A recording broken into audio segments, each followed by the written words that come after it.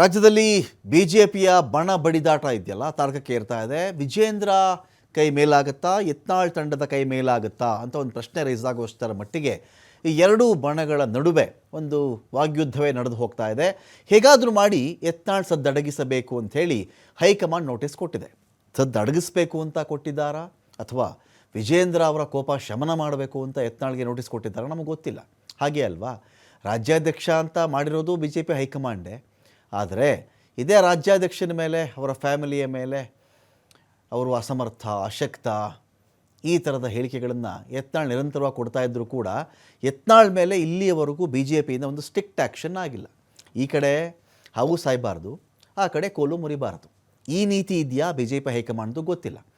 ಆದರೆ ಒಂದು ಕಡೆ ರಾಜ್ಯಾಧ್ಯಕ್ಷ ವಿ ವಿಜಯೇಂದ್ರ ಹೊರಟುಬಿಟ್ರು ದೆಹಲಿಗೆ.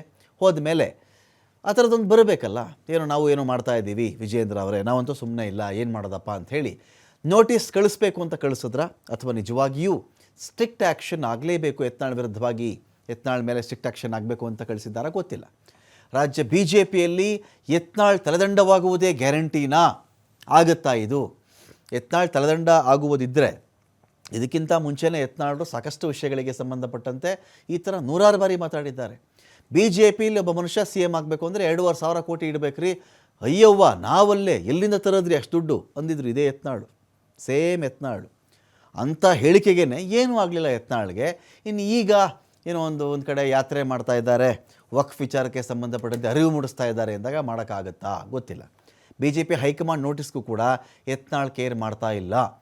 ರಾಜ್ಯ ಬಿ ಜೆ ಪಿಯಲ್ಲಿನ ಕಲಹಕ್ಕೆ ಬ್ರೇಕ್ ಬೀಳುತ್ತಾ ನೋಡಿ. ಈಗ ಯತ್ನಾಳ್ಗೆ ಈ ಥರ ನೋಟಿಸ್ ಕೊಟ್ಟಿದ್ದಕ್ಕೆ ವಿಜೇಂದ್ರ ಅವ್ರಿಗೆ ಸಂತೋಷ ಆಗಬಹುದು, ಓ ನಾನು ಹೋದೆ ನೋಟಿಸ್ ಕೊಡಿಸ್ಬಿಟ್ಟೆ ಅಂಥೇಳಿ. ಯತ್ನಾಳ್ರ ಸಮಾಧಾನ ಮಾಡೋಕ್ಕೆ ಏನು ಮಾಡಬೇಕು?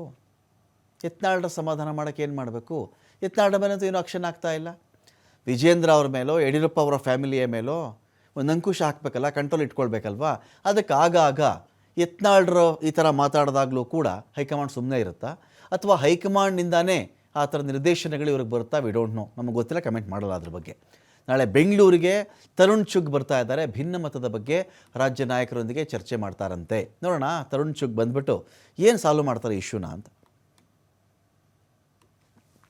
ನೋಡ್ರಿ, ನೋಟಿಸು ಅಧಿಕೃತವಾಗಿ ನಾನು ಬಂದಿಲ್ಲ, ಅದಕ್ಕೆ ಸರಿಯಾದ ಉತ್ತರ ಕೊಡ್ತೀನಿ. ನನಗೆ ಇಲ್ಲಿವರೆಗೆ ಮೂರು ಸಲ ನೋಟಿಸ್ ಕೊಟ್ಟಿದ್ದಾರೆ. 2 ಸಲ ಉತ್ತರ ಕೊಟ್ಟೆ. 3ನೇ ಸಲ ಆ ನೋಟಿಸೇ ಡುಪ್ಲಿಕೇಟ್ ಐತಂತ ಅನ್ನಿಸ್ತು. ಅವಾಗ ನಾವು ಉತ್ತರನೇ ಕೊಡಲಿಲ್ಲ. ಅವಾಗೂ 10 ದಿವಸದ ಕಾಲಾವಧಿ ಕೊಟ್ಟಿದ್ರು.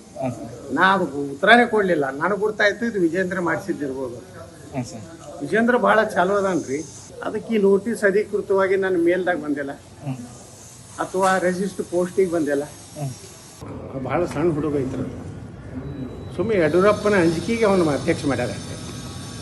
ಯಡಿಯೂರಪ್ಪನಿಂದ ಇಡೀ ಲಿಂಗಾಯತರದಾರ, ಎಲ್ಲಿ ಸುಡುಗಾಡದಾರ ಲಿಂಗಾಯತರು. ನಿಮ್ಮ ಮೇಲೆ ಯಾರು ಬಂದೂಕಿಟ್ಟು ಅವ್ರಿಗೆ ಹೊಡಿತಾ ಇದ್ದಾರೆ ಸರ್? ನಿಮ್ಮ ಮೇಲೆ ಬಂದೂಕಿಟ್ಟು ಯಾರಿಗೆ ಹೊಡಿತಾ ಇದ್ದಾರೆ? ನಾ ಸ್ವಂತ ಸೂರದೇನ್ರಿ. ಯಾರು ಇವರು ಯಡಿಯೂರಪ್ಪನ ಬಚ್ಚ ಅಂತ ಹೇಳಿ ನನ್ನ ಲೀಡರ್ ಅಲ್ಲ. ನನ್ನ ಸ್ವಂತ ಸ್ಟ್ಯಾಂಡ್ ಮ್ಯಾಗ ನಾನು ಲೀಡರ್ ಆಗಿದ್ದೆ. ಪ್ರತ್ಯೇಕ ಸಭೆ ಅಂದರೆ ವಕಫ್ ಬಗ್ಗೆ ಹೋರಾಟ ಮಾಡಬಲ್ಲ. ವ್ಯಾಪಕವಾಗಿ ಕರ್ನಾಟಕದಲ್ಲಿ ವಕಫ್ಗೆ ಕಾನೂನಂತ ತಿದ್ದುಪಡಿಯನ್ನು ನಮ್ಮ ಪ್ರಧಾನಮಂತ್ರಿಗಳು ತರ್ತಾ ಇದ್ದಾರೆ.